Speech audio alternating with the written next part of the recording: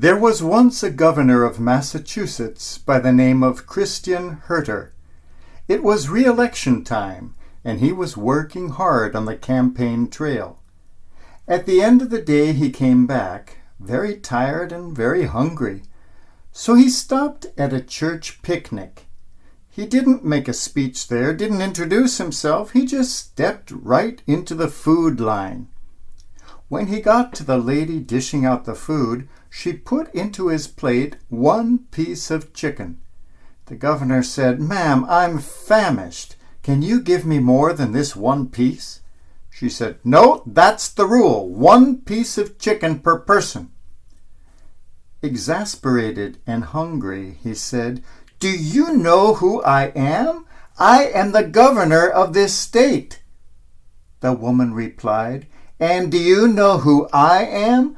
I'm the lady in charge of the chicken, and you're getting one piece." Do you know who I am? Nobody ever really knows us, do they? The same question was posed by Jesus to Peter. Do you know who I am? Astonishingly, Peter came up with the right answer.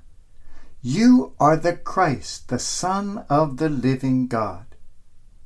This took heavenly insight. No human being is ever able to reach fully into the depths of another person's soul. Jesus was correct when he noted, "It was not flesh and blood that has revealed this to you, but God himself." When you see a person for the first time, before that person even opens his mouth, you can tell certain things. You can see whether they are pretty or plain.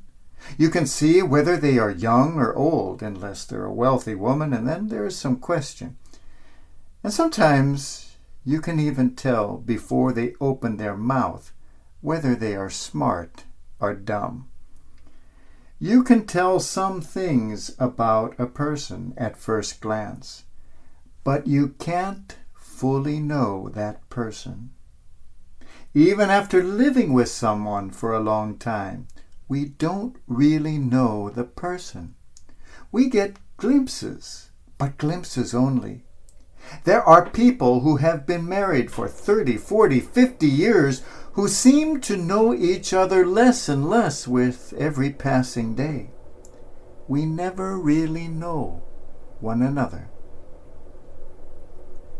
During World War II, there were many servicemen in Los Angeles stationed here or passing through, and they would gather at the Hollywood Canteen. Many of the actresses in town were giving of their time to be there and pour coffee or beer for the servicemen and to dance with them.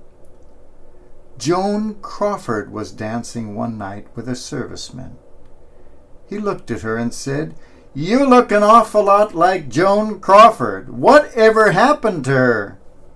She said, "I am Joan Crawford."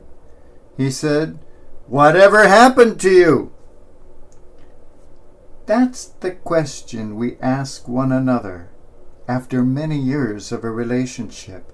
Whatever happened to you? I don't know you anymore. I thought I knew you years ago, but I don't know you anymore. Whatever happened to you? It's true.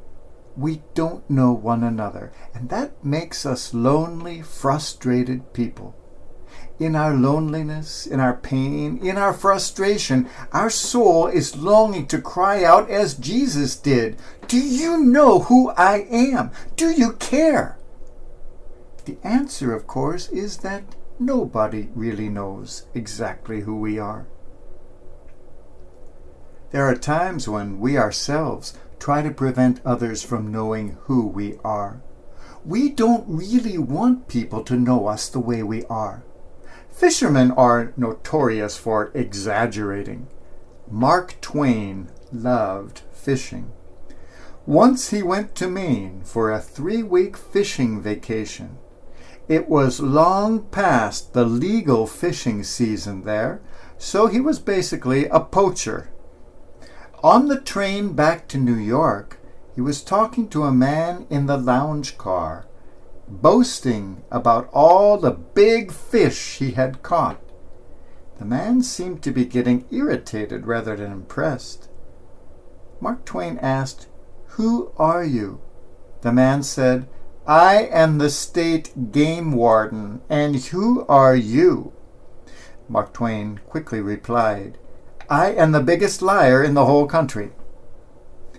We don't always want people to know who we are, but that adds to the problem of loneliness, puts up an even greater wall around us, increases our isolation and frustration. When you look at a person, you can tell a lot about that person, but you can never fully reach the depths of the soul. You can never know the pain that is hidden in that heart. You can never experience what that person has gone through. You will never know that person as he is. Do you know who I am? Another time, Jesus posed a slightly different question to Peter. Not, do you know who I am, but rather, do you love me?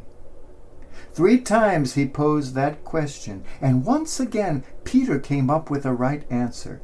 Yes, Lord, I love you. It was because of his love that he was able to answer correctly that he knew him. Because it is love that opens our eyes. When we see with the eyes of love, we see with the eyes of God, and we come to a profound understanding of one another. When Jesus said to Peter, "You have the keys to the kingdom. You are able to loose and to bind what is in heaven and on earth," this was not something new being given to him. This was Jesus recognizing what was already inside Peter. For Peter, the eyes of love were opened up, and so he was already able to loose and bind the things of heaven and earth. He was able to recognize Jesus for who he was with the eyes of love. We can never truly know one another, never truly understand one another. So let us rather love one another. For in opening the eyes of love, we see one another with the eyes of God.